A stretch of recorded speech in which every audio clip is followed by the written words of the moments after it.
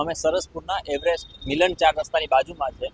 બાજુમાં એએમસીની પ્રોપર્ટી છે અને એની એક્ઝેક્ટ દિવાલની બાજુમાં એક મૂતરણી છે. ત્યાં અમે આવ્યા છીએ. તમે આના દ્રશ્યો જોશો તો જે નેતાઓ એવું કહી રહ્યા છે કે ગુજરાતમાં દારૂ બંધી છે, દારૂ નથી મળી રહ્યો, તો એના માટે આ એક મોઢા ઉપર તમાચો છે. મારા કેમેરામેન આશુતોષને કહીશ, આ વિડીયો બતાવજો. અહીંયા દારૂની કોથળીઓ પડી છે, આજે પીધેલા દારૂની. અંદર પણ આવી હાલતમાં મૂતરણી છે.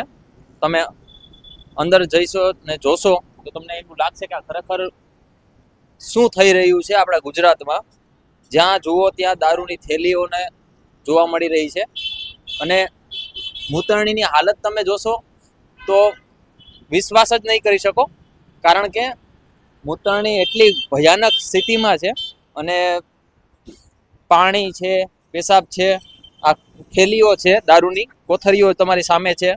સામે આ બોટલો પણ, એકાદી બોટલ પણ સામે દેખાઈ રહી છે.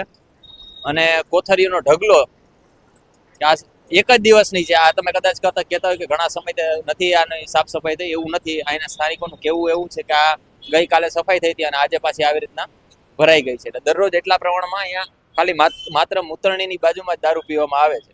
ત્યારે આ બધા જે નેતાઓ છે એ બધાને ખરેખર તો મોઢા ઉપર તમાચો છે. એવું કહી રહ્યા છે કે અહીંયા દારૂબંધી છે, પણ દારૂબંધી કયા અંશે છે અને કેવી રીતે દારૂબંધી છે એ તમે જોઈ શકો છો.